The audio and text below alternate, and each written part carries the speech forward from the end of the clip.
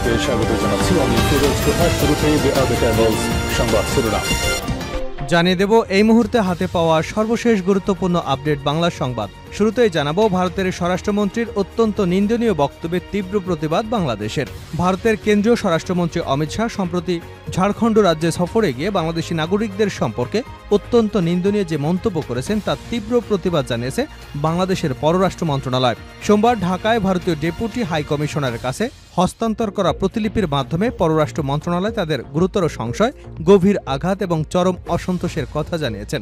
একই সাথে ভবিষ্যতে এ ধরনের আপত্তিকর অগ্রহণযোগ্য মন্তব্য করা থেকে বিরত থাকতে রাজনৈতিক নেতাদেরকে পরামর্শ দিতে ভারত সরকারের প্রতি আহ্বান জানিয়েছে।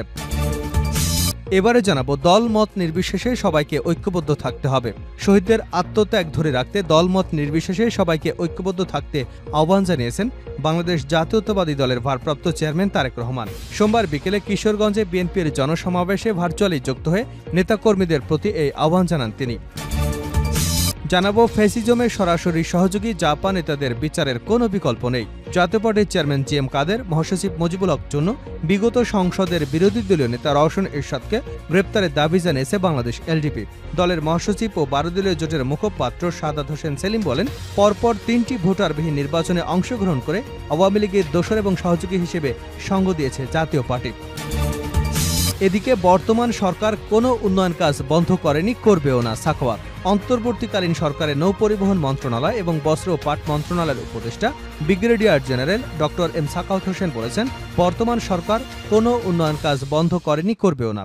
অনেকেই মনে করেছিলেন কি না কি হয়, প্রকল্পগুলো বন্ধ হয়ে না যায়। তবে আমরা কোনো কাজ বন্ধ করিনি।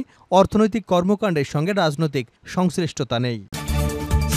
এবারে থাকছে ভারতে পাচারকালে ইলিশ জব্দ করল সেনাবাহিনী। ব্রাহ্মণবাড়িয়ার কসবা সীমান্ত দিয়ে ভারতে পাচারকালে 1050 কেজি ইলিশ জব্দ করা হয়েছে। সেনাবাহিনীর অভিযানে সোমবার বিকেলে উপজেলার বিনাউটি ইউনিয়নের আদ্রা এলাকা থেকে পিকআপ ভ্যানসহ এসব ইলিশ জব্দ করা হয়। এ সময় মোহাম্মদ সারোয়ার আলম নামের একজনকে আটক করা হয়েছে। এবং সর্বশেষ জানাবো আন্তর্জাতিক সংবাদ। লেবাননে ইসরায়েলি হামলা, এরদোগানের সতর্কবার্তা। লেবাননের উপর ইসরায়েলি সাম্প্রতিক আক্রমণ নিয়ে বিশ্ববাসীকে সতর্ক করে দিয়েছেন তুরস্কের প্রেসিডেন্ট রিসেপ তাইপ এরদোয়ান। তিনি বলেছেন, এমন হামলা চালিয়ে ইসরায়েল পুরো অঞ্চলে যুদ্ধ ছড়িয়ে দেবার চেষ্টা করছে। এতক্ষণ শিরোনাম শুনছিলেন, এবার বিস্তারিত। প্রিয় দর্শক, আপনি যদি এই চ্যানেলে নতুন হয়ে থাকেন, ভিডিওটি দেখতে দেখতে চ্যানেলটি সাবস্ক্রাইব করে আমাদের সঙ্গে থাকুন। আর এই ভিডিও সম্পর্কে আপনি আপনার মূল্যবান মতামতটি কমেন্ট বক্সে জানিয়ে দিন। আর হ্যাঁ প্রিয় দর্শক, জানিয়ে দিন ভিডিওটি কোথা থেকে দেখছেন। ভারতের স্বরাষ্ট্রমন্ত্রীর অত্যন্ত নিন্দনীয় বক্তব্যের তীব্র প্রতিবাদ বাংলাদেশের। ভারতের কেন্দ্রীয় স্বরাষ্ট্রমন্ত্রী অমিত শাহ সম্প্রতি ঝাড়খণ্ড রাজ্য সফরে গিয়ে বাংলাদেশের নাগরিকদের সম্পর্কে অত্যন্ত নিন্দনীয় যে মন্তব্য করেছেন তার তীব্র প্রতিবাদ জানিয়েছে বাংলাদেশের পররাষ্ট্র মন্ত্রণালয়। সোমবার ঢাকায় ভারতীয় ডেপুটি হাই কমিশনারের কাছে হস্তান্তর করা প্রতিলিপির মাধ্যমে পররাষ্ট্র মন্ত্রণালয় তাদের গুরুতর সংশয়, গভীর সংঘাত এবং চরম অসন্তোষের কথা জানিয়েছে। একই সাথে ভবিষ্যতে এ ধরনের আপত্তিকর অগ্রহণযোগ্য মন্তব্য করা থেকে বিরত থাকতে রাজনৈতিক নেতাদেরকে পরামর্শ দিতে ভারত সরকারের প্রতি আহ্বান জানিয়েছে। পররাষ্ট্র মন্ত্রণালয় জোর দিয়ে বলেছে, প্রতিবেশী দেশের নাগরিকদের বিরুদ্ধে দায়িত্বশীল অবস্থান থেকে আসা এ ধরনের বক্তব্য দুই বন্ধুত্বপূর্ণ দেশের মধ্যে পারস্পরিক শ্রদ্ধা এবং বোঝাপড়ার চেতনাকে ক্ষুণ্ণ করে। দলমত নির্বিশেষে সবাইকে ঐক্যবদ্ধ থাকতে হবে, তারেক রহমান। শহীদদের আত্মত্যাগ ধরে রাখতে দলমত নির্বিশেষে সবাইকে ঐক্যবদ্ধ থাকতে আহ্বান জানিয়েছেন বাংলাদেশ জাতীয়তাবাদী দলের ভারপ্রাপ্ত চেয়ারম্যান তারেক রহমান। সোমবার বিকেলে কিশোরগঞ্জে বিএনপির জনসমাবেশে ভার্চুয়ালি যুক্ত হয়ে নেতাকর্মীদের প্রতি এই আহ্বান জানান তিনি। তারেক রহমান বলেন, আগামীতে ক্ষমতায় গেলে প্রত্যেক পরিবারকে খাদ্য সহযোগিতা হিসেবে ফ্যামিলি কার্ড দেওয়া হবে। শহীদদের আত্মত্যাগ ধরে রাখতে হলে দলমত নির্বিশেষে সবাইকে ঐক্যবদ্ধ থাকতে হবে। দলমত নির্বিশেষে সবাইকে নিয়ে দেশের উন্নয়ন করতে হবে। তিনি আরও বলেন, রাজনৈতিক অধিকার প্রতিষ্ঠার পাশাপাশি দেশের অর্থনৈতিক মুক্তির জন্য সবাইকে ঐক্যবদ্ধ হয়ে কাজ করতে হবে। জনগণের নির্বাচিত সরকার ছাড়া দেশের উন্নয়ন অগ্রগতি সম্ভব নয়। এজন্য দরকার ভোটের মাধ্যমে নির্বাচিত সরকার। জনগণের এই অধিকার প্রতিষ্ঠার জন্য জুলাই বিপ্লবে অসংখ্য ছাত্র জনতা শহীদ হয়েছেন, তাদের কাঙ্ক্ষিত স্বপ্ন বাস্তবায়ন করতে হবে। তিনি আরও বলেন, ভবিষ্যতে বিএনপি সরকার গঠন করলে বাংলাদেশে কতগুলো পরিবার আছে আমরা তা নির্দিষ্ট করব। আমরা রাষ্ট্রের পক্ষ থেকে একটি করে ফ্যামিলি কার্ড প্রত্যেকটি পরিবারকে করে দেব। এই ফ্যামিলি কার্ডটি হবে পরিবারের মায়ের অথবা গৃহিণীর নামে। এই কার্ডটি প্রথমে গ্রাম থেকে তারপর ধীরে ধীরে শহর, থানা, উপজেলা এবং জেলা পর্যায়ে করব। এই ফ্যামিলি কার্ডে একটি পরিবারের মাসিক প্রয়োজনীয় ভোগ্যপণ্য সমূহের কিছু অংশ এই কার্ডের মাধ্যমে পাওয়া যাবে। ফ্যাসিজমের সরাসরি সহযোগী জাপা নেতাদের বিচারের বিকল্প নেই বাংলাদেশ এলডিপি। জাতীয় পার্টির চেয়ারম্যান জি এম কাদের, মহাসচিব মজিবুল হক চুন্নু, বিগত সংসদের বিরোধী দলীয় নেতা রওশন এরশাদকে গ্রেপ্তারের দাবি জানিয়েছে বাংলাদেশ এলডিপি। দলের মহাসচিব ও 12 দলীয় জোটের মুখপাত্র সাদাত হোসেন সেলিম বলেছেন, পরপর 3টি ভোটারবিহীন নির্বাচনে অংশগ্রহণ করে আওয়ামী লীগের দোসর এবং সহযোগী হিসেবে সঙ্গ দিয়েছে জাতীয় পার্টি। অন্তর্বর্তীকালীন সরকারের উদ্দেশ্যে তিনি বলেন, অবিলম্বে বিগত 3টি নির্বাচনের প্রধান সহযোগী এ 3 জনকে গ্রেপ্তার করতে হবে। রাশেদ খান মেনন, হাসানুল হক ইনু যদি গ্রেপ্তার করা হয় তাহলে এই দোষরাও বাদ যাবে কেন?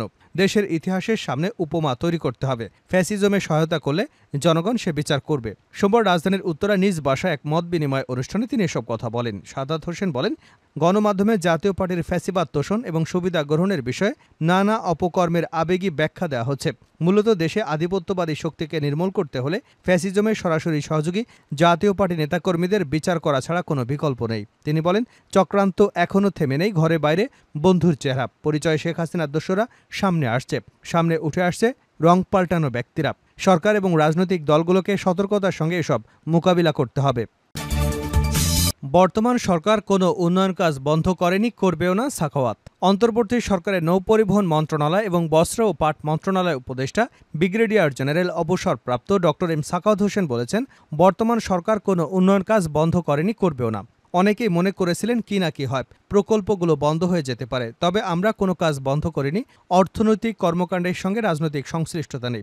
2 দিনের বিশেষ সফরে এসে সোমবার দুপুরে পটুয়াখালীর পায়রা বন্দর পরিদর্শনকালে সাংবাদিকদের সঙ্গে আলাপকালে এসব কথা বলেন তিনি।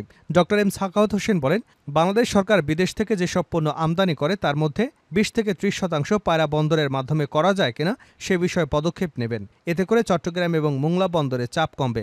নৌপরিবহন মন্ত্রণালয় রাজনৈতিক বিবেচনায় কোনো প্রকল্প গ্রহণ করবে না বলে জানিয়েছেন নৌপরিবহন মন্ত্রণালয়ের উপদেষ্টা। তিনি বলেন, পায়রা সমুদ্র বন্দরে যেসব প্রকল্প চলমান রয়েছে তা তার নিজস্ব গতিতেই চলবে। এছাড়া বন্দরের সার্বিক উন্নয়ন এবং অগ্রগতির বিষয়গুলো বিশেষ গুরুত্ব দিয়ে নৌপরিবহন মন্ত্রণালয় কাজ করে চলেছে।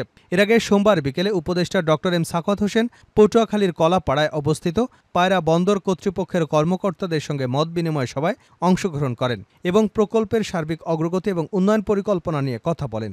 সোমবার দুপুরে পায়রা বন্দরের সক্ষমতায় বিভিন্ন উন্নয়ন প্রকল্প এবং স্কিমের অগ্রগতি পর্যবেক্ষণ করেন। এ সময় উপস্থিত ছিলেন নৌপরিবহন মন্ত্রণালয় সচিব সঞ্জয় কুমার বণিক, পায়রা বন্দর কর্তৃপক্ষের chairman rear admiral Abdul Mamun Chowdhury সহ আরও বেশ কয়েকজন। শেষ করছে আন্তর্জাতিক সংবাদ দেব। লেবাননে ইসরায়েলি হামলায় এরদোগানের সতর্কবার্তা। লেবাননের উপর ইসরায়েলি সাম্প্রতিক আক্রমণে বিশ্ববাসীকে সতর্ক করে দিয়েছেন তুরস্কের প্রেসিডেন্ট রিসেপ তাইপ এরদোয়ান। তিনি বলেছেন, এমন হামলা চালিয়ে ইসরায়েল পুরো অঞ্চলে যুদ্ধ ছড়িয়ে দেবার চেষ্টা করছে। তুর্কি প্রেসিডেন্ট রোববার নিউ ইয়র্কে তুর্কি আমেরিকান জাতীয় পরিচালনা কমিটির একটি অনুষ্ঠানে উপস্থিত হয়ে এই সতর্কবার্তা দেন। তিনি বলেন, লেবাননের বিরুদ্ধে ইসরায়েলের সাম্প্রতিক হামলা এবং ইসরায়েলি নেতাদের সাম্প্রতিক বিবৃতি যুদ্ধকে পুরো অঞ্চলে ছড়িয়ে দেবার প্রচেষ্টার একটি স্পষ্ট উদাহরণ। এরদোগান বলেন, ফিলিস্তিনি ভূখণ্ডে বিশেষ করে গাজা উপত্যকায় চালানো ইসরায়েলের গণহত্যা এ অঞ্চলের শান্তিকে হুমকির মুখে ফেলেছে বলেও মন্তব্য করেন। তুর্কি প্রেসিডেন্ট এ সময় বিশ্ব সংস্থাগুলোর সমালোচনা করে বলেন, গ্লোবাল সংস্থা এবং সংগঠনগুলো গাজায় দমননীতি বন্ধ করতে এবং ইসরায়েলের গণহত্যা প্রতিরোধে কার্যকর কোনো পদক্ষেপ নেয়নি। এ সময় তিনি জাতিসংঘের ব্যর্থতা উল্লেখ করে বলেন, বর্তমান বৈশ্বিক ব্যবস্থায় তার প্রভাব এবং বিশ্বাসযোগ্যতা হারাতে শুরু করেছে এবং শান্তি ও নিরাপত্তা নিশ্চিত করার দায়িত্বে থাকা সংস্থাগুলোর নৈতিক পতন ঘটেছে। গাজায় 352 দিন ধরে চলমান হত্যাকাণ্ড এটাই প্রমাণ করেছে। তুরস্কের অবস্থান এমন পরিস্থিতিতে তুরস্ক ইসরায়েলের দখলদার, আক্রমণাত্মক এবং গণহত্যামূলক নীতির বিরুদ্ধে দ্রুত পদক্ষেপ নেওয়ার চেষ্টা করে আসছে বলে জানান তুর্কি প্রেসিডেন্ট। এরদোগান বলেন, আমরা আল আকসা মসজিদের পবিত্রতা এবং ঐতিহাসিক মর্যাদার উপর আঘাতের বিরুদ্ধে কখনই নীরব ছিলাম না এবং আগামীতেও থাকব না। তুর্কি সম্প্রদায়ের প্রতি বার্তা। তুর্কি প্রেসিডেন্ট অবস্থায় তুরস্কের নাগরিকদের সতর্ক থাকার আহ্বান জানিয়ে বলেন, তাদের উচিত দেশটির স্বার্থের বিরুদ্ধে কাজ করা সন্ত্রাসী সংগঠনগুলোর বিরুদ্ধে দৃঢ়ভাবে অবস্থান নেওয়া। এরদোগান বলেন, আমরা ঐক্যের পক্ষে, তবে আত্মপরিচয়